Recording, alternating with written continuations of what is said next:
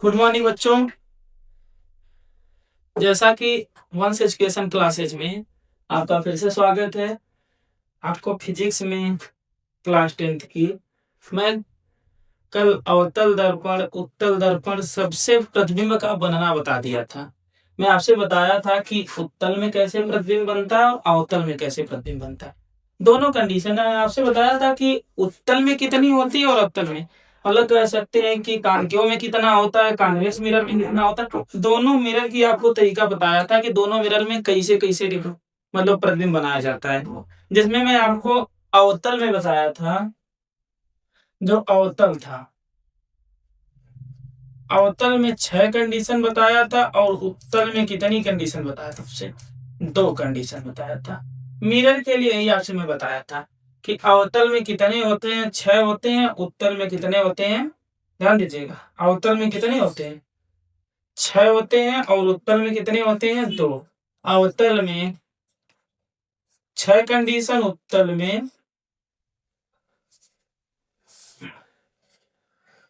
में कितना बताया गया था आपसे, 2 कंडीशन। मतलब कुल टोटल कितना था, 8 कंडीशन। मतलब यही बताया गया था आपसे कि 2 आपका क्या बताया था उत्तल में और 6 आपका बताया था अवतल में। टोटल मिलाकर कितना में बताया था आपको, 8 कंडीशन। अब आके जानते हैं आपकी। अब जैसे एक चीज मैं आपको बताता हूँ, जब जब मैं पढ़ाया तब तब बताया, चाहे वो अवतल दर्पण हो चाहे उत्तल दर्पण हो। ध्यान दीजिएगा, आपसे मैं बताया चाहे वो अवतल दर्पण रहा हो चाहे उत्तल दर्पण रहा हो, हर सब में आपसे मैं बताया कि जैसे इसका अगर ये मुख्य अक्ष है, किसके लिए, अवतल के लिए, मैं बताया था कि यहाँ एफ है और यहाँ क्या है, सी है। यही बात मैं आपसे उत्तल में भी बताया था। अगर मेरे पास उत्तल दर्पण हो तो मैं यही बात उसमें भी आपसे मैं बताया था। देखिए यहाँ पर क्या आपका P है, यहाँ पर F है और यहाँ पर C। एक बात आपको इसमें बताई गई थी, वो भी बहुत बढ़िया बात ये बताई गई थी कि ये जो होती है, मतलब यहाँ से यहाँ तक की दूरी होती है और यहाँ से यहाँ तक की दूरी होती है, ये आपस में क्या होती है, बराबर होती है। आपस में क्या होती है, बराबर होती है। मतलब हमें बताया गया था कि ये जो CF है, ये FP के क्या है, बराबर है। FP या PF के क्या होता है, बराबर होता है। ये बात हमें जिस दिन से पढ़ा रहा है, जिस दिन से हम आपको पढ़ा रहे हैं, उसी दिन से ये चीज बता रहे हैं। रोज एक बात बताई जाती है। जब जब हम प्रतिबिंब बनाते हैं तब तब बताते हैं कि यहाँ से ये दोनों दूरी आपस में क्या है, बराबर। इधर से भी ये वाली दूरी, ये वाली दूरी और ये वाली दूरी दोनों आपस में क्या होती है, ये वाली दूरी और ये वाली दूरी आपस में दोनों क्या होती है, बराबर होती है। मतलब हम कहने का ही मतलब है कि अगर एक ठे वक्रता त्रिज्या रहे, आर रहे, तो या कितने मतलब फोकस दूरी के बराबर होती, तो कहेंगे सर 2 फोकस दूरी के बराबर होती, मल्टीपल ऑफ 2। ध्यान दीजिएगा, मतलब यही हमें जानना है कि आर बराबर जो हमारा 2f होता है। आर बराबर कितना एफ होता है, 2f। आर बराबर कितना एफ होता है, 2f। यही हमें जानना है कि जो हमारा आर बराबर 2f होता है, ये आता कैसे है समझ में। कह सकते हैं कि जो हमारी यहाँ से ए वाली दूरी है और यहाँ से ए वाली दूरी, ध्यान दीजिएगा, जो हमारी यहाँ से ए वाली दूरी है और ए वाली दूरी है, दोनों क्या आपस में सच में बराबर है कि सर लोग बहका देते हैं, ये हमें जानना है समझ में। हमें यही जानना है कि क्या यह सचमुच बराबर है कि बस कहानी मात्र से बराबर होती है। तो अब देखिए, सचमुच बराबर करने के लिए अब हम चलेंगे, इसके बारे में जानेंगे कि यह क्या सचमुच या बराबर है कि या बकाने के लिए या कहने के लिए बराबर है। इसके लिए हमारी जो हेडिंग होगी, हम कहने का मतलब का चले, हेडिंग हम क्या चलेंगे, देखिए ध्यान दीजिए। हम हेडिंग लिखेंगे किसी दर्पण पर, चाहे अवतल पर चाहे उत्तल पर। मान लीजिए हम कहते हैं कि अवतल दर्पण पर, अवतल दर्पण पर मुख्य फोकस, सॉरी मुख्य फोकस ना कहिए, फोकस दूरी, फोकस दूरी तथा तथा वक्रता त्रिज्या त्रिज्या में संबंध में संबंध में संबंध अवतल दर्पण पर फोकस दूरी तथा वक्रता त्रिज्या में संबंध। अब बच्चों हमें क्या पढ़ना है कि अवतल दर्पण में क्या पढ़ना है, फोकस दूरी और वक्रता त्रिज्या में संबंध। मतलब इनमें संबंध क्या होता है, अगर मेरा आर रहे और मेरा एफ रहे तो इनके बीच रिलेशन क्या होता है, इनके बीच संबंध क्या होता है, हमें ये जानना है कि अगर हमारा आर और एफ दोनों रहे, ध्यान दीजिए बच्चों, अगर हमारा आर और एफ दोनों रहे तो दोनों के बीच कह सकते हैं कि संबंध कैसा है, हमें यही जानना है कि इनके बीच संबंध कैसा है, ध्यान दीजिएगा। अब जानते हैं सबसे फर्स्ट क्या करेंगे, अभी मैं बताया कि सबसे फर्स्ट एक दर्पण बनाए। कैसा दर्पण बनाए, कैसा दर्पण बनाएंगे बताइए, तो कहेंगे कि सर एक अवतल दर्पण बनाए। कैसा दर्पण, अवतल दर्पण।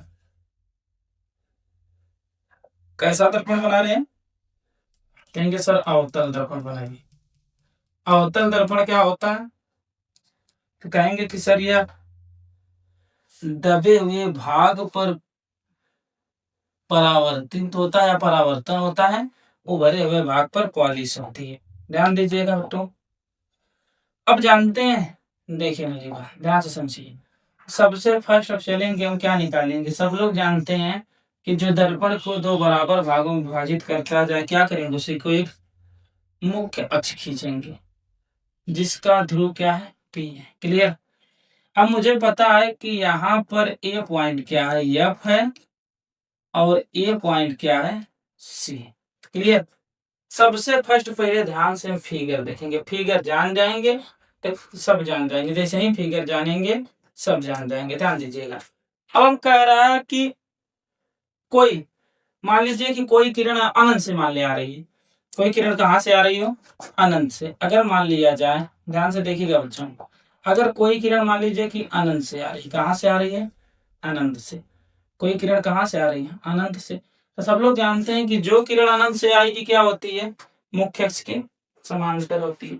सब लोग जानते हैं कि जो भी किरण आती है वह अनंत से अगर आ रही है तो मुख्य अक्ष के क्या होती है, समांतर। इतना क्लियर है। अगर किरण मुख्य अक्ष के समांतर है तो बताइए यह परावर्तित होने के बाद कहाँ से जाएगी, मुख्य फोकस से। कहाँ से जाएगी बच्चों, कहेंगे सर मुख्य फोकस से। कहाँ से परावर्तित होने के बाद जाएगी, मुख्य फोकस से। और बताइए सर, एक बात मैं आपको बताया था, बहुत ध्यान से समझिएगा।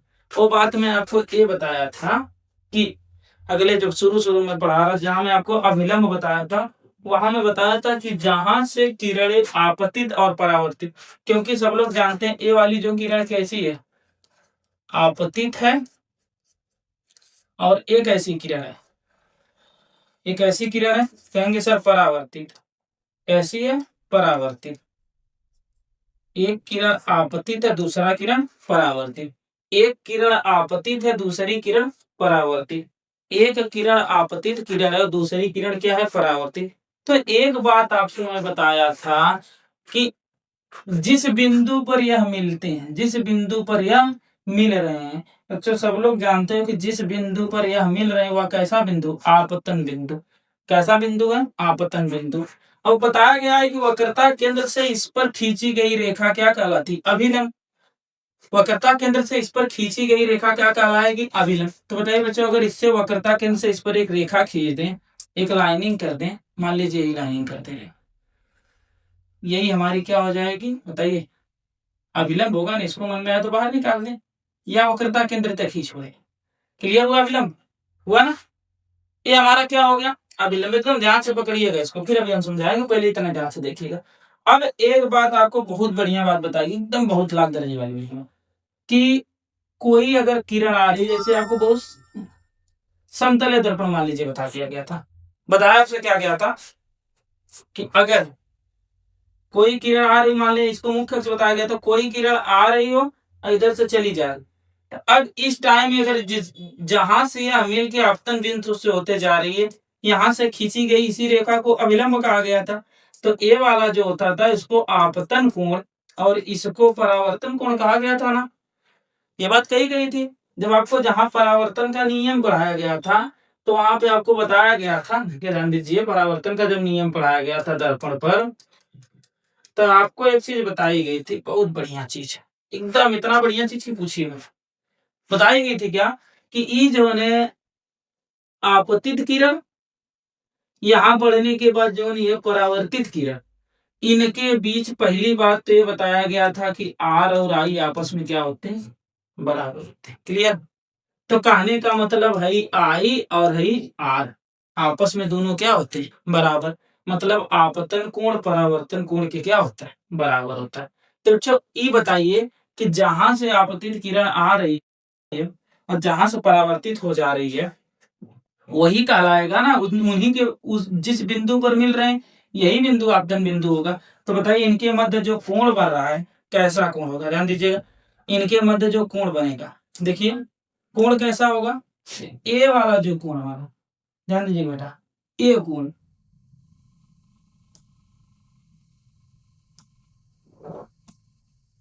ए कोण जो हमारा, ए कोण और ए कोण, ये कोण, दो कोण बन रहे हैं। आपसे बताया गया है कि इस वाले जो कोण है, इस वाले कोण को क्या कहेंगे, आर, सॉरी सॉरी,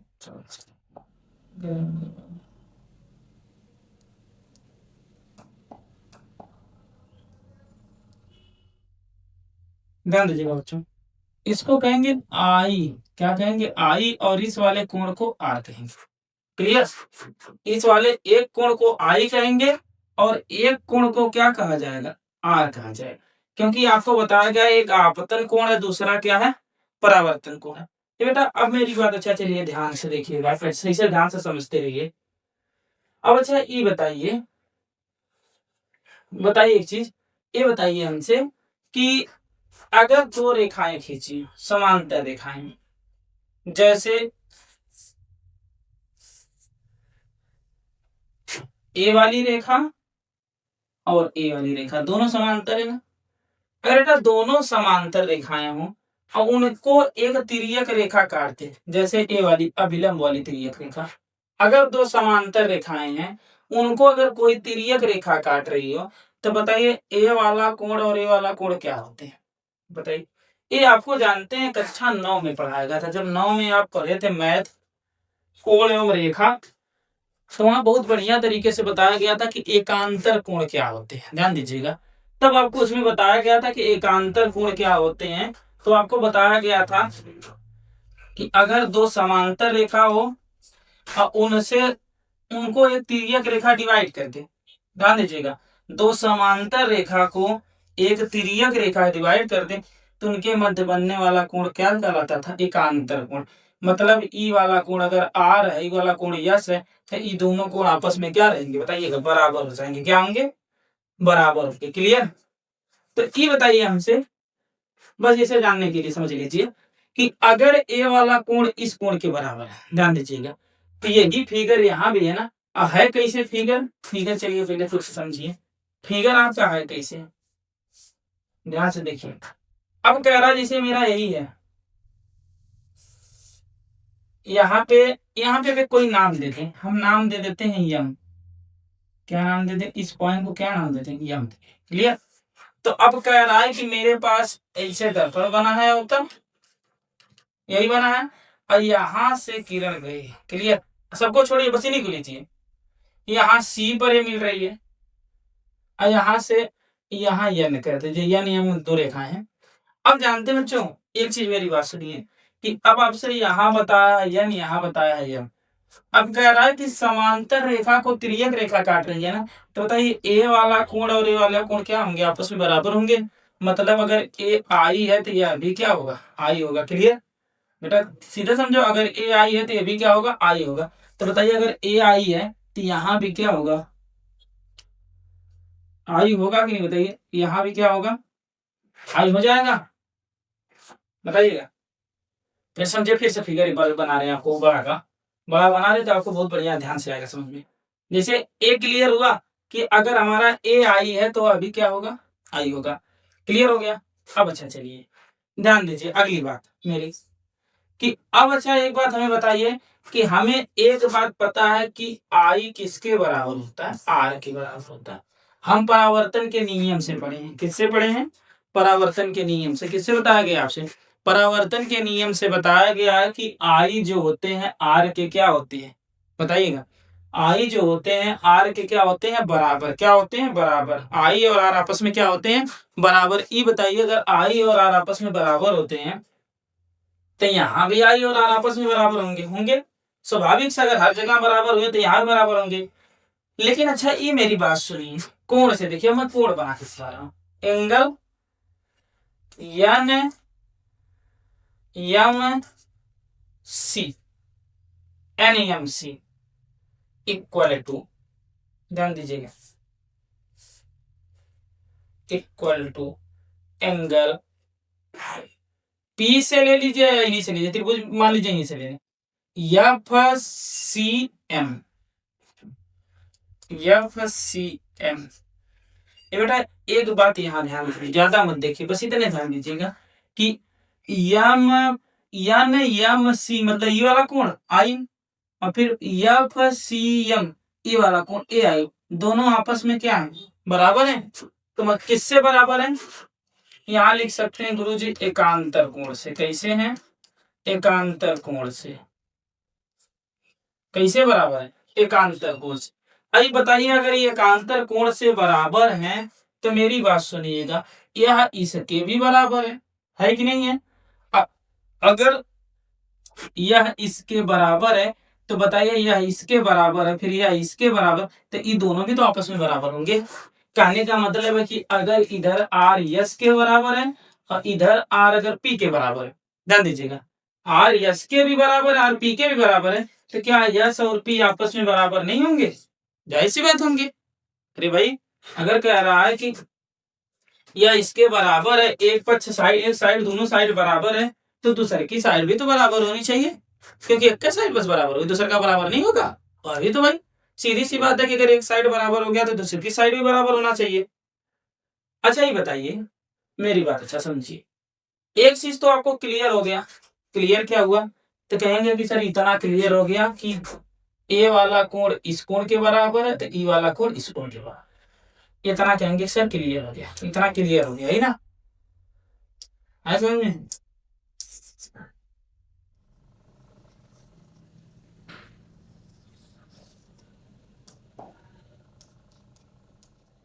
चलिए ध्यान दीजिए, इतना क्लियर हो गया आपका।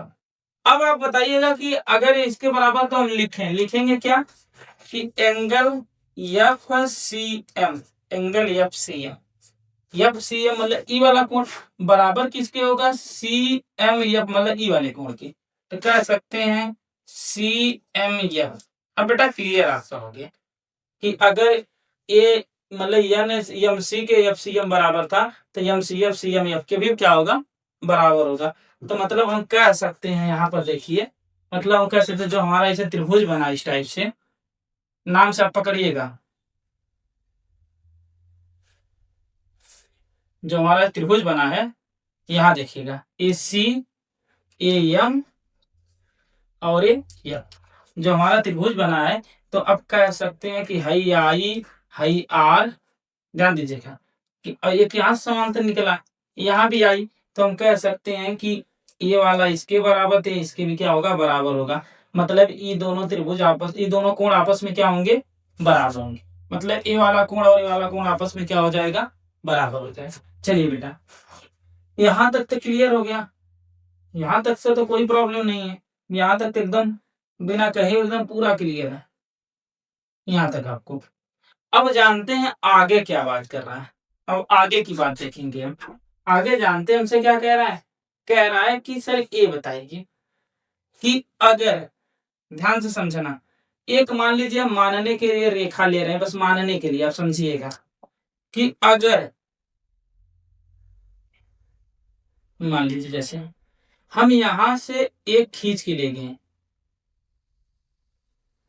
हम अगर यहां से एक खींच के ले गए, बताइए अगर इसको नीचे जैसे ही लेके आएंगे, नीचे जैसे ही लेके आएंगे, बताइए इस बिंदु पर आके मिलेगा कि नहीं? फिर से समझिए, बस मेरे हाथों को देखिए, जैसे यहां था इस बिंदु पर, अगर ए वाली जो यहां से यहां तक ए वाली जो रेखा है, ए वाली जो रेखा है, ये वाली जो एम से सी जो मतलब एफ से सी जो रेखा है, ये सॉरी एफ से एम जो है, ये वाली रेखा कह रहा है अगर इसको यहाँ से धीरे धीरे धीरे धीरे धीरे धीरे करते करते धीरे धीरे यहाँ लाएं तो बताइए यहाँ ए वाली और यहाँ ए वाली आपस में दोनों बराबर होंगी कि नहीं होंगी ना बराबर। आपस में दोनों क्या होंगी बराबर होंगी। ध्यान दीजिएगा बेटा, आपस में दोनों बराबर होंगी कि नहीं। अब पहले एक बात मेरी ये बताइए, एक बात आपको बहुत सीधा सा बताया गया है कि बराबर भुजाओं के सामने का कोण क्या है बराबर होता है। बराबर भुजाओं के सामने का कोण क्या होता है बराबर। तो बताइए बराबर कोण के सामने की भुजा भी क्या होगी बराबर। दोनों एक दूसरे को उल्टा होंगे ना बताइए। अरे भाई आप सीधा समझ लीजिए कि दोनों एक दूसरे को उल्टा नहीं हो सकते। अगर बराबर भुजाओं के सामने का कोण बराबर हो तो बराबर कोण के सामने की भुजा भी तो बराबर होनी चाहिए कि नहीं। सीधा बताइए, अगर बराबर भुजा के सामने का कोण बराबर हो तो बराबर मतलब बराबर कोण के सामने बराबर भुजा भी होगी। मतलब भाई आई के सामने ई वाली भुजा और इसके सामने ए वाली भुजा आपस में क्या होंगी बराबर। मतलब हम कह सकते हैं, ध्यान दीजिए बेटा, हम कह सकते हैं कि आर के सामने सी एफ जो है और आई के सामने एम एफ ये आपस में क्या होंगी बराबर होंगी। सी एफ किसके बराबर होगी बताइए एम एफ। हे भाई एक बात मेरी ध्यान दीजिएगा, सी एफ किसके बराबर होगी एम एफ। अच्छा एक बात और मेरी आप समझिए, ये बताइए यहां से यहां तक समझिए, यहां से यहां तक ये वक्रता त्रिज्या है ना। मतलब एक चीज आप बताइए, जो मेरा सीपी है वो समझ लीजिए, जो मेरा सीपी है यहां से यहां तक दो खंडों में बटा है ना। तो मतलब इसके बराबर हम कह सकते हैं सी एफ और प्लस पी एफ कह सकते हैं कि नहीं भाई। मतलब इतना ए और इतना ए दोनों जोड़ दे तो पूरा आएगा कि नहीं आएगा। ध्यान दीजिए, अगर जहां नहीं समझ में आया वीडियो आगे किया करिए पीछे किया करिए, क्योंकि या तो आपके यूट्यूब पर है, यूट्यूब पर अगर आपके है तो इसमें आप आगे पीछे कर सकते हैं, कोई दिक्कत तो है नहीं। तो अगर जहां आपको लगे कि नहीं थोड़ा सा कंफ्यूजन लग रही है या नहीं समझ में आ रहा है तो आप आगे किया करिए, फिर पीछे किया फिर आगे, तब समझ जाएंगे। फिर इसको एकदम क्लियर बता रहे हैं, फिर आपको इसको अभी कल इसको पूरा प्रूफ करा के मतलब लिखा के बताएंगे कि कैसे नोट टाइप से आपको नोट्स पर कैसे इसको लिखा जाएगा। अभी के लिए तो फिलहाल इसे जानिए। अब अच्छा बेटा एक चीज आपको पता हो गया कि जो सीपी है यहाँ से यहाँ तक, ध्यान दीजिए, जो सीपी यहाँ से यहाँ तक है इसको कई खंड में लिख सकते हैं। आप लिख सकते हैं सी एफ और एफ पी, दो भाग में हो गया। अरे भाई यही जैसे देखिए यहाँ पे सी है यहाँ पे पी है, यहाँ पे सी है यहाँ पे पी है, पीछे में एफ है। तो बताइए अगर हम सी पी लिखना हो तो ये तना ए चले मतलब सी एफ और फिर प्लस एफ के बाद पी नहीं चल सकते हैं, चल सकते हैं ना। कहने का मतलब अगर हमें सी से पी तक जाना था तो हम पहले सी से एफ तक चले, फिर यहाँ जाके नाश्ता वास्ता लिए, फिर भाई यहाँ रुके ना, सी से एफ तक गए, यहाँ नाश्ता लिए, थोड़ा सा आराम किया, फिर यहाँ से यहाँ तक गए। तब भी तो बताइए सीपी गए कि नहीं गए, गए ना। यही बात है यहाँ पर भी। अब अच्छा ये बताओ कि अच्छा बेटा एक बात तो आपको क्लियर हो गया कि जो यहाँ तक ए पॉइंट इसको ना घेरे रहिए, बस इसको घेर के इसे पकड़े रहिए, अभी आपको एक काम देगा। अच्छा मुझे एक बात बताइए आप कि मैं अभी बताया कि जो एम एफ है मतलब ए वाली दूरी, इसको अगर हम इसे पकड़ के लेके आए तो एक कंडीशन आएगी, इसमें मिलेगा कि नहीं मिलेगा, मिलेगा बेटा। मिलने का मतलब है कि जो एम एफ है एफ पी के क्या होगा, एम एफ जो है एफ पी के क्या होगा बराबर। एम एफ किसके बराबर होगा बताइए। तो कहेंगे सर एम एफ जो है एफ पी के बराबर है। एम एफ किसके बराबर होगा तो कहेंगे सर एम एफ जो आपका है एफ पी के क्या होगा बराबर होगा। हाई जो एम एफ आपका किसके बराबर होगा एफ पी के, एम एफ किसके बराबर होगा एफ पी के। कहेंगे सर एम एफ किसके बराबर होगा बताइए। तो कह देंगे कि सर एम एफ जो है एफ पी के क्या होगा बराबर। एम एफ किसके बराबर होगा, एम एफ जो होगा एफ पी के बराबर होगा। अब बताइए अगर एम एफ पी के बराबर होगा, ध्यान रखिएगा, एम एफ एफ पे बराबर होगा तो बताइए जहां एम एफ है वहां एफ पी रख सकते हैं, रखेंगे तो सी एफ बराबर क्या हो जाएगा बताइए F P F P F. Clear बेटा हुआ हुआ। अब आप मेरी बात ध्यान से समझिएगा, अब ध्यान से देखिएगा मेरी बात। अब आपको एक बात ये बताएंगे कि बताइए आप इसको अगर एक मान के चलिए, अभी कुछ मानिए बस इसे समझने के लिए समझिए। अगर हम इसको एक मान के चले, ध्यान से देखिएगा, अगर हम इसको एक मान के चले तो बताइए कि जहां सी एफ है वहां पी एफ रख सकते हैं कि नहीं, क्योंकि दोनों आपस में क्या है बराबर, दोनों आपस में बराबर, दोनों आपस में बराबर, तो जहां सी एफ है वहां पी एफ रख सकते हैं ना। तो रखेंगे तो सी पी बराबर क्या होगा, पी एफ और प्लस पी एफ मिलाएंगे तो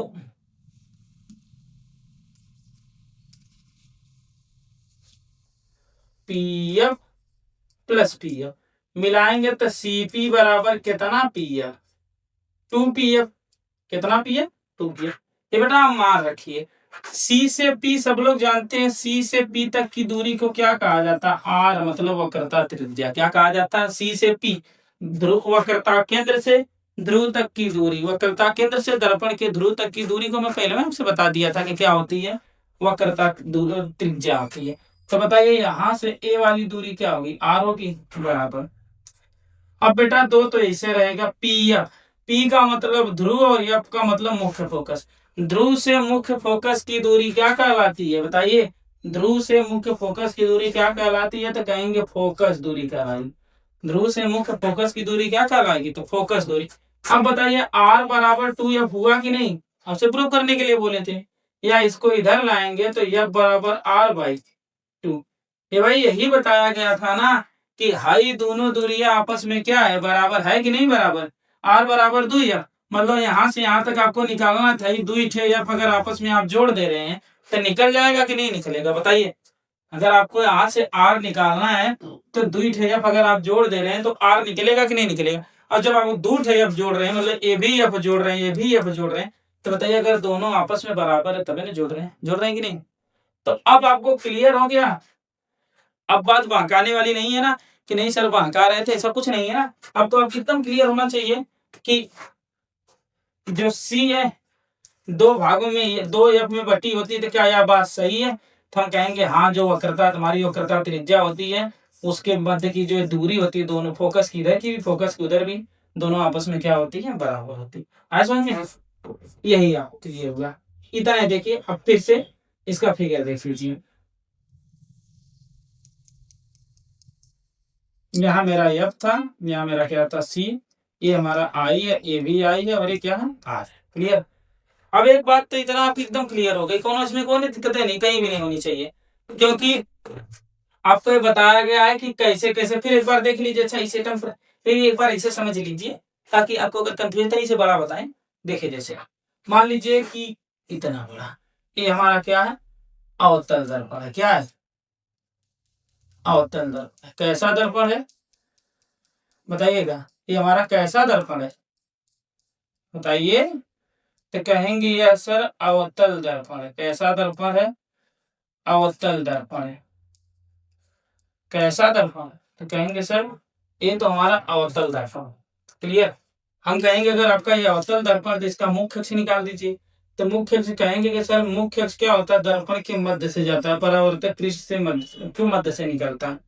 ये हमारा क्या हो जाएगा, बताएंगे सर, या जिस बिंदु से मिलकर जाता है या दर्पण को, या जो जहां दो भागों में बांटता है उसको क्या कहते हैं, दर्पण का ध्रुव कहते हैं। इसको क्या कहते हैं, दर्पण का ध्रुव कहते हैं। ये भी बात क्लियर हो गई, ये भी क्लियर हुआ।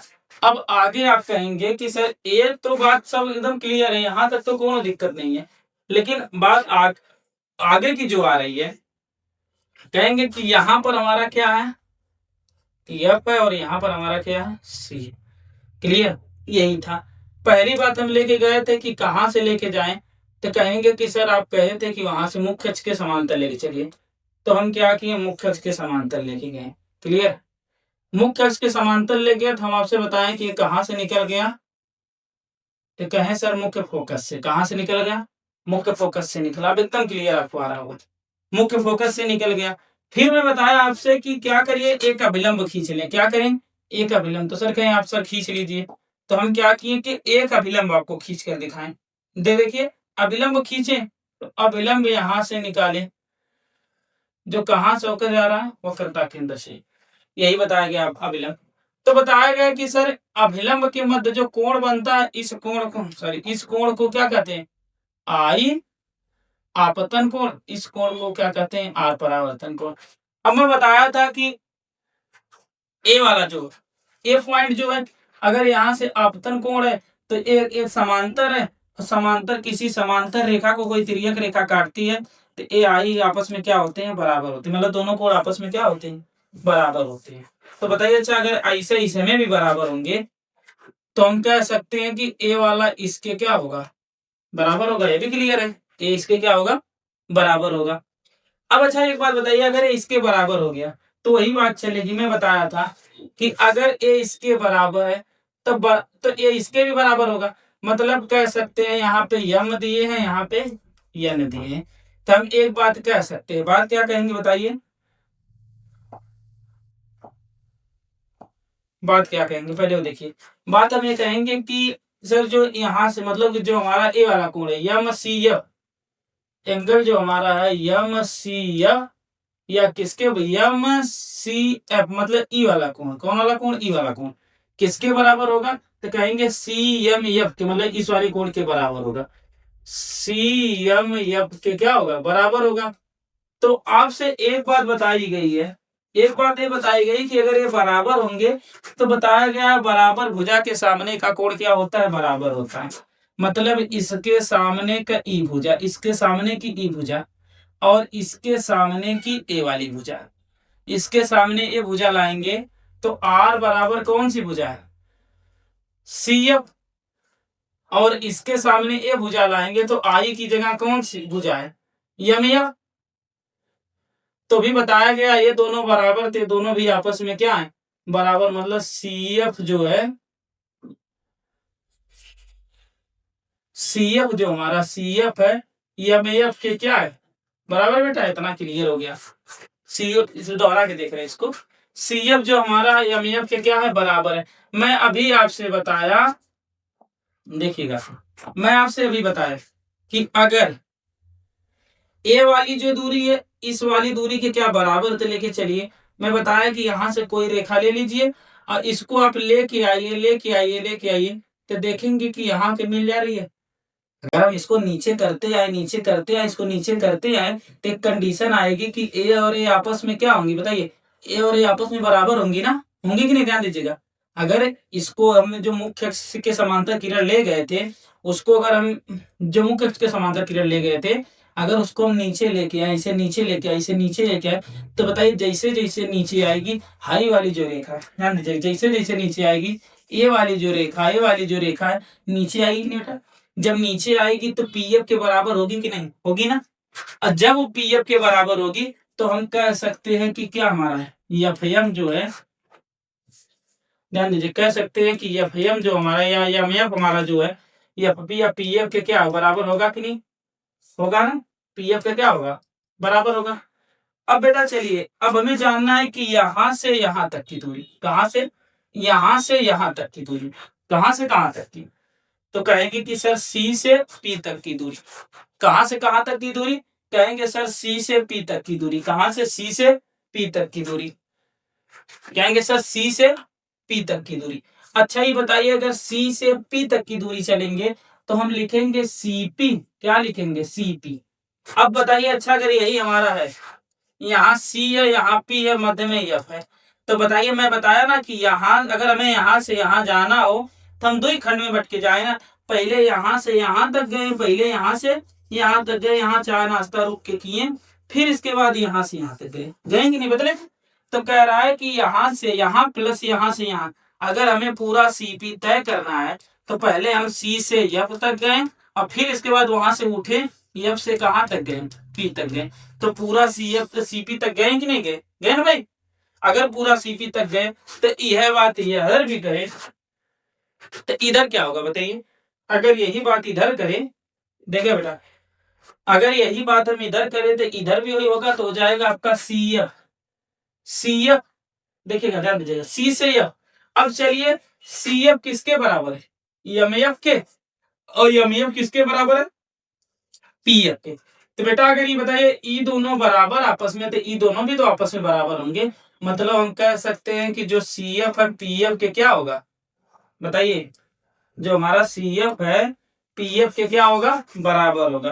कहेंगे सर जो मेरा सी एफ है पी एफ के क्या होगा, मतलब जो मेरा सी एफ है पी एफ के क्या होगा, बराबर होगा, क्या होगा, बराबर होगा। जो मेरा सी एफ है पी एफ के क्या होगा, बराबर होगा। कह देंगे कि सर जो मेरा सी एफ है पीएफ के क्या होगा, बराबर होगा। क्या होगा, बराबर होगा। तो ये भाई सीपी बराबर जो ये वाली यहां से यहां तक की दूरी है, सीपी ये जो यहां से यहां तक की दूरी है, उसको हम क्या कहेंगे बताइएगा। हमें पता है कि सीपी बराबर यही दिया है, सीएफ प्लस पीएफ।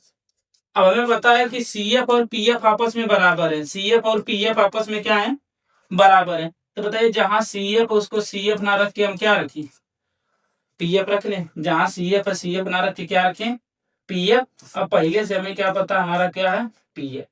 मतलब ये भी हमारा पीएफ है, वो भी हमारा पीएफ है। तो सीपी बराबर हम कह सकते हैं कितना, पीएफ, 2 पीएफ। पहला तो इसे क्लियर हो गया। अब बात आई कि हमें कहेंगे क्या कि सी से पी, यह क्या हमारी है, वक्रता त्रिज्या। क्या बच्चों, वक्रता त्रिज्या। इसको किससे दिखाएंगे, आर से। किससे दिखाएंगे, आर से। अब पीएफ हमारा क्या है, फोकस दूरी। क्या है, फोकस दूरी। क्या है, फोकस दूरी। इसको किससे दिखाएंगे, स्मॉल आर से। दही भाई है यहाँ से यहाँ तक की क्या है, फोकस दूरी है, यहाँ से यहाँ तक की त्रिज्या है।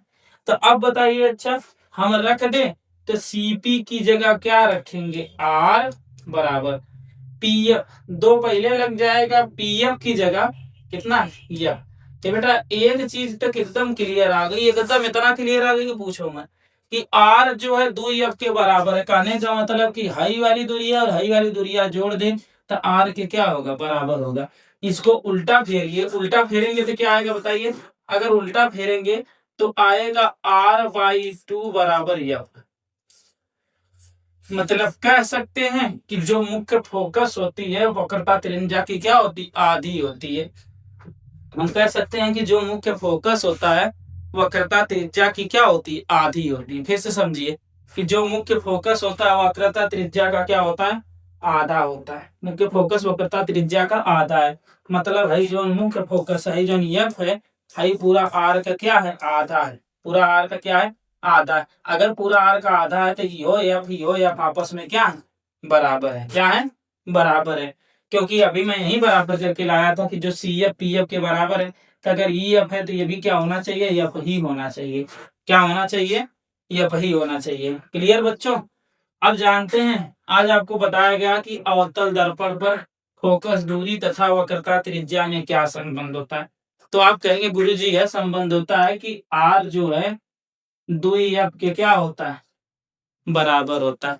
क्या होता है, आर जो है 2f के बराबर होता है, या एफ बराबर हमारा होता कितना है, r/2। एफ बराबर होता हमारा कितना, r/2। कहेंगे सर या तो इसके बराबर होता है, या जो है 2f के बराबर होता है, या कहेंगे कि सर r बराबर क्या होता है, मतलब एफ बराबर क्या होता है, r/2। इतना आपका क्या हो गया, क्लियर हो गया। अच्छा इतने में आपको 1% समस्या नहीं होनी चाहिए। कल जो ये है अवतल दर्पण पर वक्रता त्रिज्या और फोकस दूरी में संबंध, अवतल दर्पण पर वक्रता त्रिज्या तथा फोकस दूरी में जो संबंध है, कल जानते हैं इसको क्या करेंगे हम। कल जो है इसको पूरा तो प्रूव करा दे, पूरा थ्योरेटिकल इसका पूरा थ्योरी लिखकर आपको क्लियर करा के नोट्स बनाने के लिए तैयार कराएंगे इसको। आज आप समझ गए कि कैसे कैसे क्या होता है। आज आपको क्लियर एकदम है कि इसमें हुआ क्या है, कैसे कैसे क्या होता है। आज समझ बच्चों, कल आपको पूरा इसमें थ्योरी बताई जाएगी कि कब क्या क्या लिए थे, कहाँ दर्पण में क्या लिए थे। कल आपको सब कुछ इसमें बताया जाएगा। आज समझ में। अब बच्चों कल के लिए आप लोग तैयार रहिएगा, और चैनल जो है इसको, जो वीडियो इसको एक दूसरे से हमेशा देखा करिए, हमेशा देखा करिए। आप लोग अपने भी देखिए, जितने सहपाठी आपके जितने साथी हैं जो नहीं पाए हैं उनको भी भेजिए, वो अभी देखे। और पर डे चैनल को सब्सक्राइब करके पर डे देखा करिए वीडियो। रोज अगर आप देखेंगे तो श्योर है कि आपके जो हम तीनों सर लोग मिला के जितने सर भी पढ़ा रहे हैं, हम सब पूरी टीम हमारी जो है आपका 70 नंबर साइंस है, 70 नंबर की। क्योंकि 30 नंबर तो आपका क्या होता है कि कॉलेज से स्कूल से मिल जाता है। तो जो आपका ये 70 नंबर का साइंस है, 70 में पूरा 70 दिलाने की कोशिश करेंगे। क्या गारंटी लेंगे 100% कि 70 में 70 आएगा। बस आप लोग पर डे रोज हर एक वीडियो देखा करिए, मैथ का भी, फिजिक्स का भी, केमिस्ट्री का भी, जितने हैं बायोलॉजी का, सबका। कोई मत छोड़िए। तो 600 में आपका कम से कम 90% या 95% के करीब लेके जाएंगे हम लोग। बस आप लोग पर डे वीडियो देखते रहेंगे तब। आज के लिए धन्यवाद। और आप लोग वीडियो पर बने रहिए, रोज देखते रहिएगा। ये ना कि एक दिन देखे, 2 दिन देखे, एक दिन गायब हो जाए, एक दिन देखे 2 दिन, फिर एक दिन गायब हो जाए। ऐसा कुछ ना हो। आप रोज वीडियो देखा करिए, रोज कम से कम एक लेक्चर तो रोज देखा करिए। रोज देखेंगे तब आपको समझ में जितना देख रहे हैं उसको देखिए, फिर उसका नोट्स बनाइए। जितना देखें सबको एक बार देखते रहिए, फिर आप उसका नोट्स बनाइए, बनाते रहिए, फिर देखते रहिए, फिर उसका नोट्स बनाते रहिए। ठीक है बच्चों, ठीक है, धन्यवाद।